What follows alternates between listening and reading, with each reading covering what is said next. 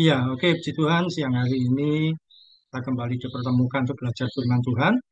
Firman Tuhan yang akan kita pelajari selalu hal yang sederhana, durasinya juga tidak lama, tapi kiranya boleh menjadi berkat bagi semua kita, terutama bagi kalian di masa muda, menuntun langkah hidup supaya tidak salah dan kita hidup sesuai dengan apa yang Tuhan kehendaki. Nah, kita mengawali dengan berdoa, mari kita bersatu hati dalam doa. Tuhan Yesus, kami bersyukur siang hari ini oleh kesempatan yang ada, kami belajar firman Tuhan. Berkati ya Tuhan, waktu yang ada, keberadaan kami juga sinyal dan fasilitas yang kami pakai semua aman. Sehingga kami boleh belajar firman Tuhan dengan baik sampai terselesainya. Dalam nama Tuhan Yesus, kami berdoa dan ucap syukur. Amin. Iya, hari ini kita belajar bagian firman Tuhan yang tentu hal ini juga sudah terlalu sering didengar oleh orang Kristen. Sangat sederhana, yang sudah seakrab di telinga kita. Kita akan belajar Mazmur 23. Kita akan pelajari ini untuk seri pertama. Saya akan buat beberapa seri. Kalau mendengar kata Mazmur 23, apa yang ada di bayangannya Nara? Pernah dengar Mazmur 23 itu tentang apa?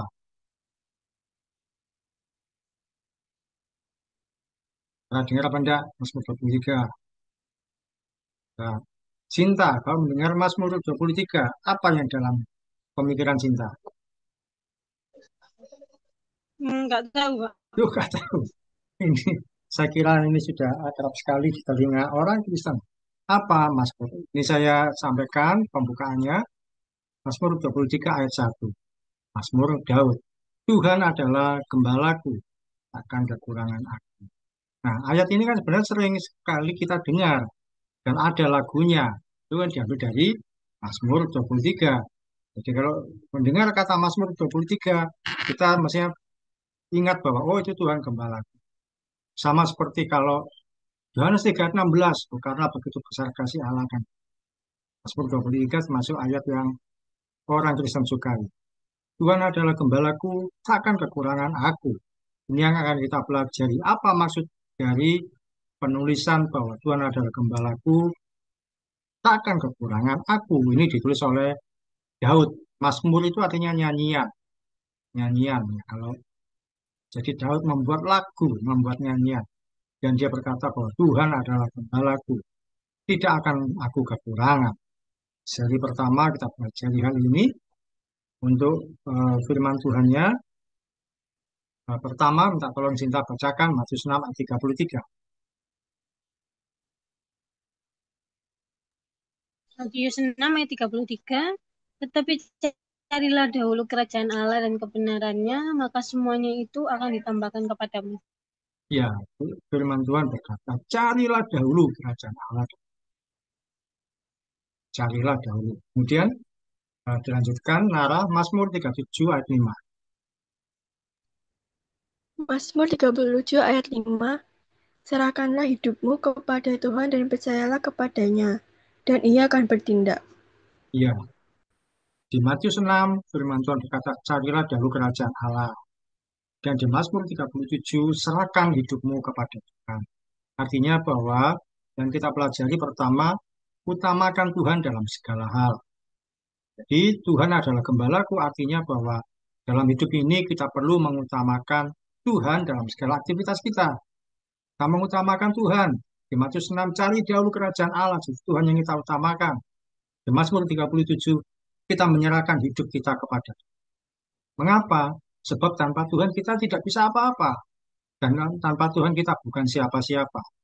Jadi kita perlu menyerahkan hidup kita pada Tuhan setiap hari.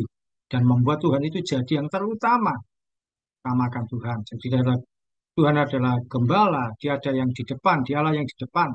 Berada di depan. Kita di belakang. Bagaimana cara mengutamakan Tuhan? Yaitu libatkan Tuhan yang paling mudah dilakukan yaitu dengan apa? Berdoa sebelum melakukan sesuatu. Cara mengutamakan Tuhan dalam segala sesuatu kehidupan kita. Yang pertama, yang gampang sekali yaitu kita berdoa sebelum melakukan sesuatu.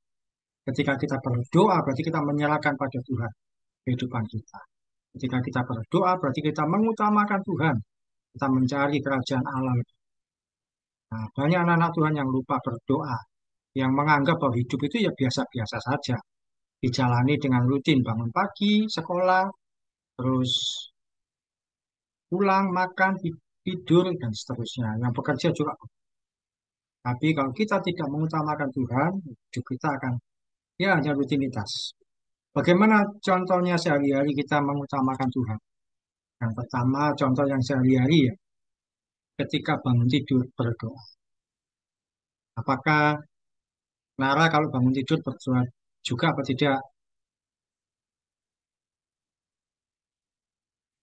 Kalau bangun tidur nggak pernah berdoa. Sinta, bangun tidur selalu berdoa apa tidak? Berdoa, Pak. Berdoa. Mengapa? Karena kita bersyukur untuk kebaikan Tuhan. Kita boleh diberi kesempatan untuk jadi ketika bangun tidur, sempatkan berdoa 1 menit mungkin. Nara berdoa, Sinta berdoa, kita bersyukur Tuhan, terima kasih. Saya masih bisa bangun hari ini. Nah, pagi hari ini bisa bernafas, bisa bergerak, aktivitas. Terima kasih diberi kesempatan. Itu. Dan juga berdoa Tuhan, berkati aktivitas saya hari ini. Yang sekolah berdoa Tuhan, berkati sekolah saya. Yang bekerja juga berkati Tuhan pekerjaan saya hari ini. Mengapa sih kita harus berdoa? Selain kita mengucap syukur juga kalau kalian perhatikan, di hari kalian bangun, hari itu juga ada orang yang bangunnya di rumah sakit, tidak bisa bergerak, tidak bisa ngapa-ngapain, dibantu dengan alat pernafasan yang berat. Bahkan bukan cuma itu, di hari kalian bangun, ada juga orang yang tidak bisa bangun, nggak bisa bangun, nggak tahu, meninggal. Jadi kita masih bisa bangun, kita bersyukur. Beberapa waktu yang lalu di TikTok, nah, saya lihat ada seorang yang ulang tahun dikasih surprise. Papanya ulang tahun, suaminya atau papanya ulang tahun. Terus istrinya atau ibunya ini ngasih surprise, dikasih kue, kasih lilin. Anak-anak yang ngikuti direkam pelan-pelan pelan masuk ke kamar papanya. Dibuka, kasih kue, roti tar, ada lilinnya. Terus maksudnya mau dikasih surprise, kasih tepuk tangan selamat ulang tahun, happy birthday. Tapi ternyata papanya tidak bangun-bangun. Di hari tengah malam itu kan biasanya kasih surprise tengah malam. Di tengah malam itu waktu ulang tahun, papanya meninggal. Pernah lihat itu di TikTok? Nara pernah lihat? Sinta pernah lihat mengikuti itu enggak? Iya. Itu kan wah tragis sekali, kasihan sekali. Maunya dikasih surprise tengah malam, di pas hari berganti di ulang tahunnya. Ternyata meninggal. Jadi ketika kalian masih bisa bangun, bersyukur Tuhan, terima kasih. Berdoa saat bangun tidur. Cara kita mengutamakan Tuhan yang pertama dengan gampang bangun tidur berdoa itu sudah mengutamakan Tuhan. Ada yang bangun tidur malam mikir yang lain. Pertama berdoa dulu. Kemudian ada juga berdoa sebelum berangkat sekolah atau kerja. Sebelum berangkat sekolah, kita perlu berdoa juga. Harap juga berdoa ketika sebelum sekolah. Ya. Sinta, sempat nggak sebelum berangkat kerja berdoa? Oh, kadang nggak sempat. Mulai besok ya, bukan mulai sekarang.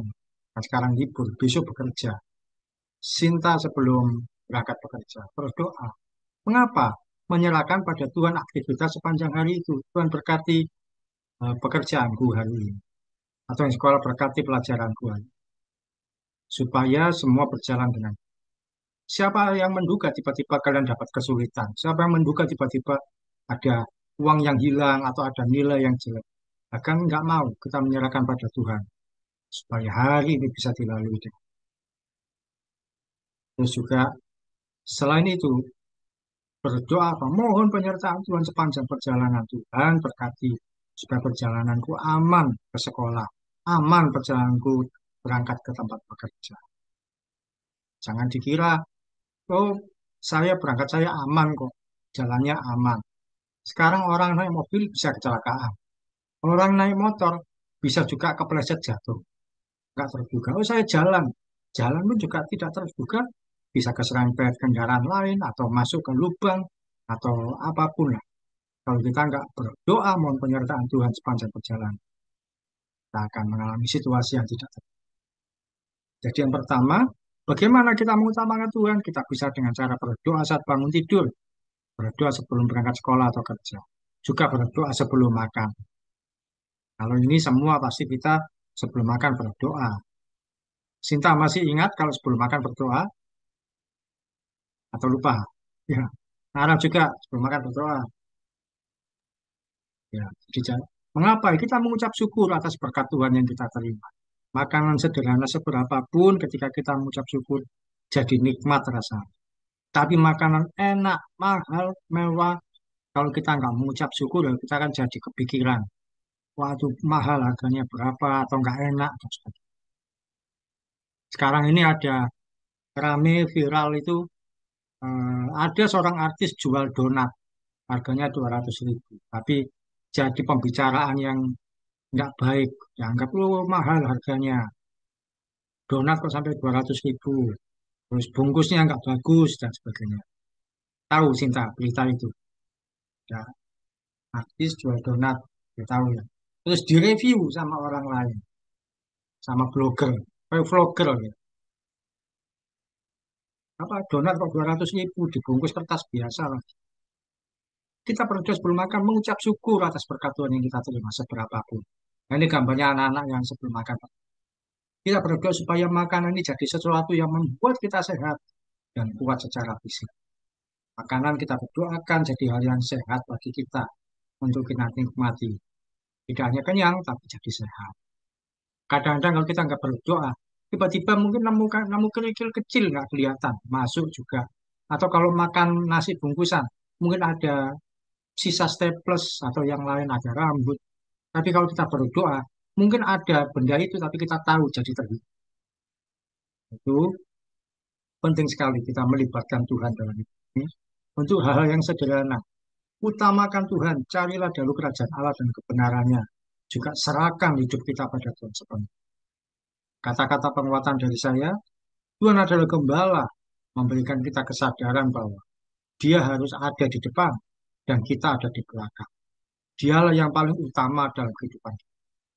Jadi yang pertama tadi pembelajaran kita adalah utamakan Tuhan Yesus dalam segala sesuatu. Diskusi pertama kita, ketika kita akan pergian, kita akan pergi jalan-jalan. Mungkin itu ke tujuan wisata, atau ke mall, atau sekedar healing di tempat-tempat yang enggak jauh. Apakah kita perlu berdoa?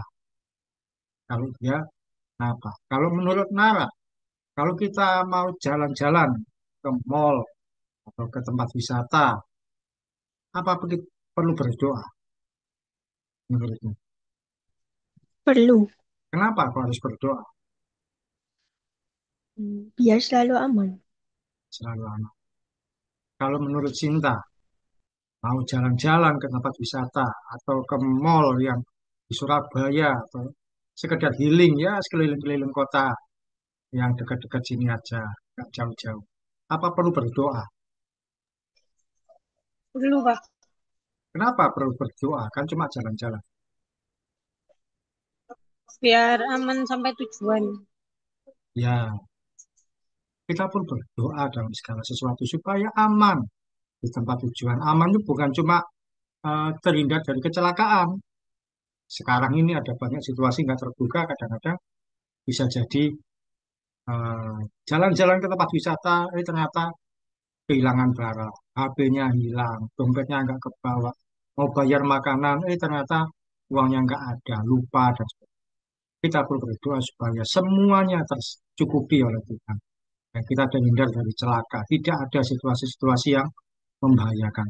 Ya, kita perlu berdoa supaya Tuhan menolong kita melindungi segala hal. Tuhan adalah gembalaku yang kita pelajari. Pembelajaran yang pertama adalah utamakan Tuhan dalam segala sesuatu. Pembelajaran kedua yang tak kalah penting yaitu nah, didasari dari ayat ini 1 Samuel 23 ayat 1 sampai 2. Sinta bisa bacakan? 1 Samuel 23 ayat 1, diberitahukanlah kepada Daud begini. Ketahuilah orang Filistin berperang melawan kota Kehila dan menjara tempat-tempat pengirikan. Ayat 2, Lalu bertanyalah Daud kepada Tuhan, apakah aku akan pergi mengalahkan orang Filistin itu? Jawab Tuhan kepada Daud, pergilah, kalahkan orang Filistin. Ya, jadi Daud dikasih tahu anak buahnya, ada orang-orang Filistin perang melawan kota Keila, menjara tempat-tempat pengirikan. Tempat pengirikan ini adalah artinya tempat panen, orang mengirik gandum, memanen gandum, diambil gandum-gandum yang sudah dipanen. Tapi Daud tidak terbawa emosi. Dia berdoa dulu, tanya sama Tuhan. Tuhan, aku akan pergi mengalahkan mereka atau tidak? Tuhan berkata, pergilah, kalahkan orang Filistin. Dan saya yakin, kalau Tuhan berkata, jangan pergi, kalau saya diurusi, Daud nggak akan berangkat. Daud akan taat. Tapi kalau Tuhan berkata, pergilah, dia berangkat. Contoh berikutnya, Nara bacakan Keluaran 14 ayat 15. Keluaran 14 ayat 15.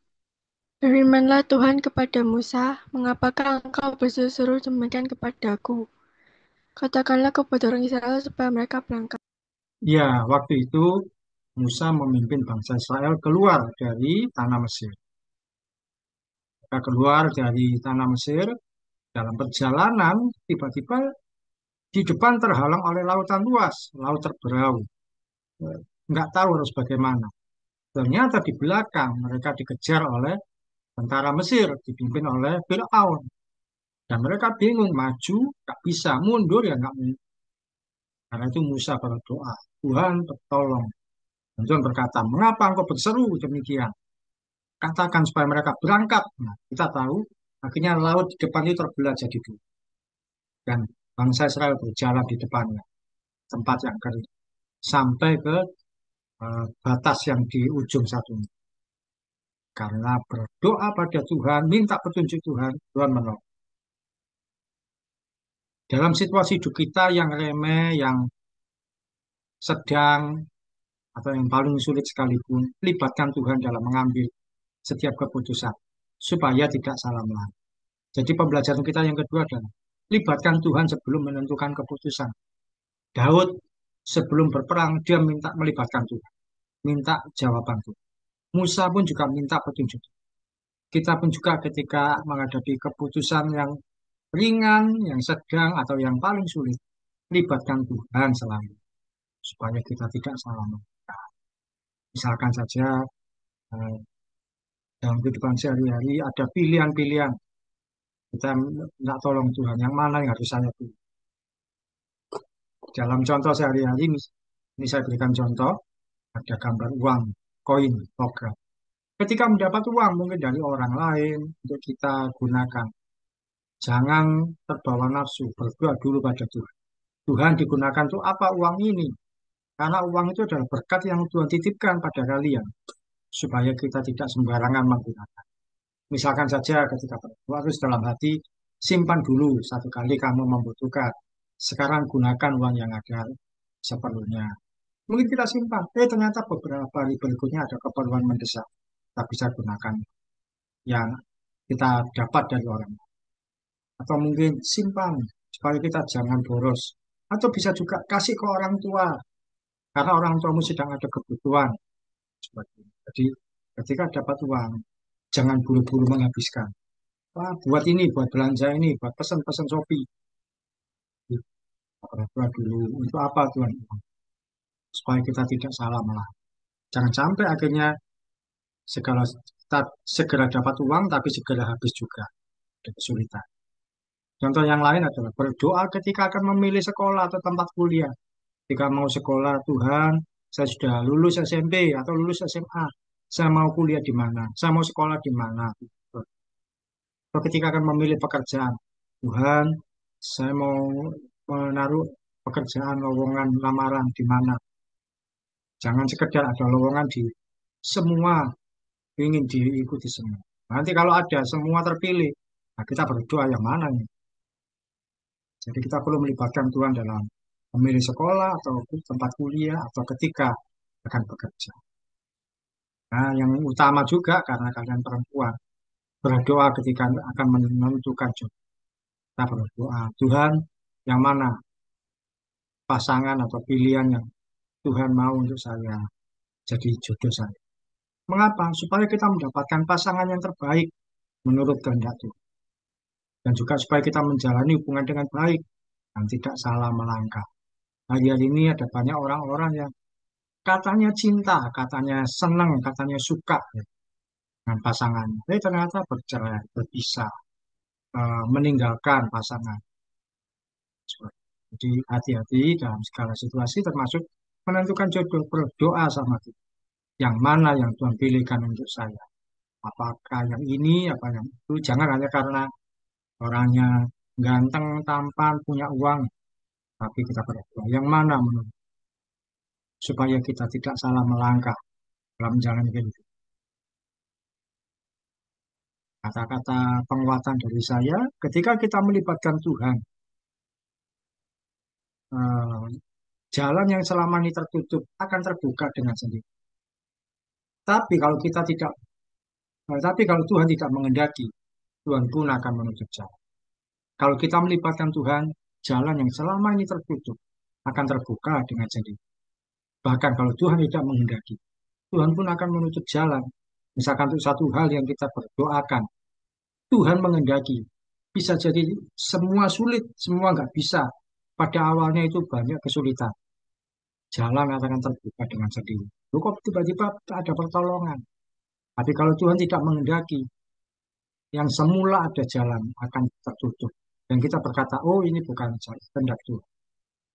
Contohnya misalkan mau pergi, hujan deras. Nah, kita berdoa, Tuhan ini saya berangkat apa tidak. Ternyata hujannya deras nggak berhenti ya. Oh berarti bukan kehendak. Bisa seperti itu contoh saja.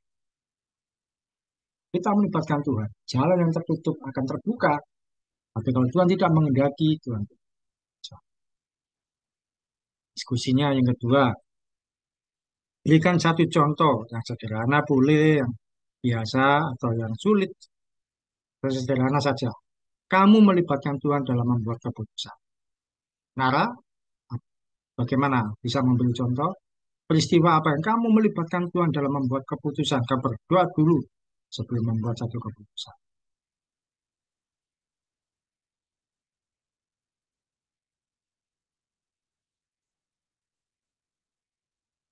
Misalkan mau jalan-jalan sama teman atau mau ke lain, berdoa dulu. Dan Tuhan memberikan jawaban.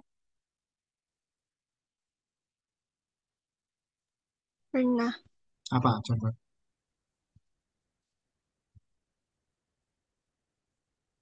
Iya, pas mau jalan-jalan sama teman gitu. Terus berdoa. Mm-mm. Sinta, adakah contoh satu peristiwa kamu melibatkan Tuhan dalam membuat satu keputusan apapun itu?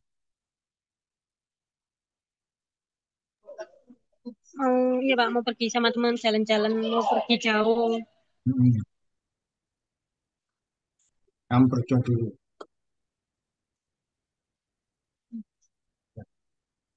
Itu artinya kita melibatkan Tuhan supaya Tuhan itu menolong. Itu adalah keputusan, membuat keputusan mau pergi jalan-jalan. Dan satu kali kalian dalam usia hidup kalian, perjalanan hidup kalian, akan dihadapkan pada keputusan-keputusan yang tidak mudah. Libatkan Tuhan dalam segala sesuatu. Libatkan Tuhan supaya kalian tidak salah dalam. Oke, yang terakhir, yang kedua tadi adalah bahwa Tuhan adalah gembala kita. Jadi kita mengutamakan Tuhan dalam segala sesuatu. Yang kedua, kita melibatkan Tuhan dalam membuat setiap keputusan. Dan yang ketiga, Sinta bacakan Filipi 4 ayat 19. Filipi 4 ayat 19. Allahku akan memenuhi segala keperluanmu menurut kekayaan dan kemuliaannya dalam Kristus Yesus. Nah, lanjutkan Nara, Yohanes 15 ayat 7. Yohanes 15 ayat 7. Jikalau kamu tinggal di dalam aku, dan firman-Ku tinggal di dalam kamu, mintalah apa saja yang kamu kehendaki, dan kamu akan menerimanya. Ya, di Filipi 4 ayat 19, Rasul Paulus berkata, Allah aku akan memenuhi keperluanmu. Sebab Dia adalah Tuhan yang kaya dan mulia setia. Tuhan Yesus pun berkata, kalau kamu tinggal di dalam aku dan firmanku dalam kamu, minta apa saja kamu kendaki, kamu akan menerima. Pembelajaran ketiga adalah kita tidak akan kekurangan sesuatu pun. Di Mazmur 23 tadi berkata, Tuhan adalah gembalaku, tidak akan kekurangan aku. Aku tidak akan kekurangan, artinya apa? Kita tidak akan kekurangan suatu pun yang baik. Ketika kita menjadikan Tuhan Yesus sebagai gembala atau pemimpin, maka kita tidak akan kekurangan. Pemeliharaan Tuhan dan pertolongan Tuhan akan disediakan bagi kita. Kita tidak kekurangan dalam apa saja. Yang pertama, tidak kekurangan materi. Materi itu uang. Tidak kekurangan, mungkin kita nggak berlebihan, tapi juga tidak kekurangan. Mau makan ada, mau beli sesuatu ada. Pokoknya tidak yang berlebihan. Mau ada kebutuhan tersedia. Juga tidak kekurangan hikmat. Hikmat itu contohnya adalah ide yang baik. Misalkan mau mengerjakan soal, oh lupa tiba-tiba ingat. Atau kalau yang bekerja tahu, oh ini harusnya seperti ini. Oh kalau menghadapi yang situasi seperti ini, saya harus melakukan yang ini. Sama seperti orang kalau hujan, kalau orang punya hikmat, ya tentu kalau hujan dia akan berhenti dulu, berteduh. Kalau pakai jas hujan ya dia bisa. Tapi dia akan berteduh, tidak akan melawan hujan supaya tidak bahaya bagi diri. Ini contoh orang yang tidak kekurangan. Dia tahu apa yang harus dilakukan. Dan juga tidak kekurangan pertolongan Tuhan dalam kesulitan. Ketika kita dalam kesulitan, Tuhan menolong kita. Itu adalah artinya bahwa kita tidak kekurangan. Tuhan adalah gembalaku, aku tidak akan kekurangan. Saya berikan kata-kata penguatan, hidup bersama dengan Tuhan Yesus bisa jadi kita tidak berlebihan, namun kita tidak akan kekurangan sesuatu pun. Kelihatannya nggak punya, kelihatannya sedikit semuanya, tapi Tuhan mencukupkan segala sesuatu. Terakhir diskusinya adalah berikan contoh pengalaman apa yang kamu ini mestinya tidak bisa bayar sesuatu, namun ternyata Tuhan menyediakan. Dan contoh pengalaman mestinya ini nggak terbayar, nggak bisa, nggak. Tapi Tuhan memberikan pertolongan. Cara bisa memberi contoh pengalaman ini mestinya nggak bisa bayar sesuatu, tapi ada pertolongan Tuhan jadi bisa bayar. Karena apa aja? Ini mestinya nggak punya uang, nih orang tua aku juga nggak punya uang, aku nggak bisa. Tapi Tuhan memberi pertolongan. Ternyata bisa terjadi. Ada saja berkat Tuhan. Mana menurut ya? Satu contoh saja.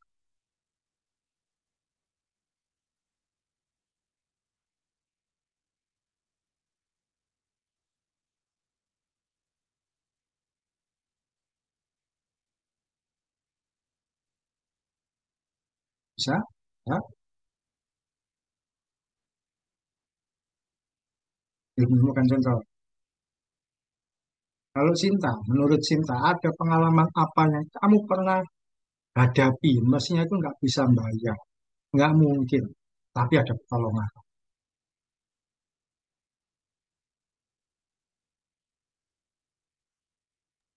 Kayak misalnya pengen jajan Mbak, tapi gak punya uang, tapi tiba-tiba ketemu uang di kantong. Uangnya cukup buat beli jajannya.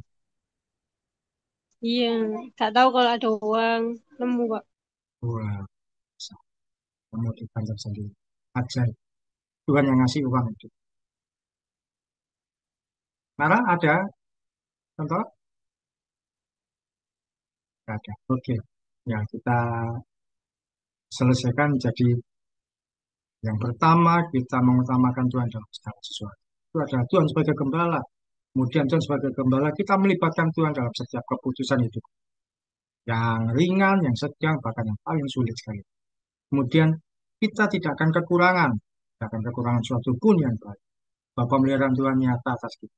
Situasi sulit boleh kita hadapi, tapi Tuhan memberi pertolongan. Sehingga kita bisa aman. Oke, kita selesaikan. Cinta tutup dalam doa. Mari kita berdoa. Tuhan Yesus, terima kasih Tuhan atas kesempatan yang Kau berikan. Kami bisa belajar lagi Tuhan hari ini. Kiranya Engkau berkati setiap kami Tuhan, juga berkati Pak Oki yang telah mengajarkan kami. Terima kasih Tuhan Yesus, menjadi dalam namamu kami sudah berdoa dan mengucap syukur. Haleluya, amin. Amin. Terima kasih. Terima kasih. Makasih Pak.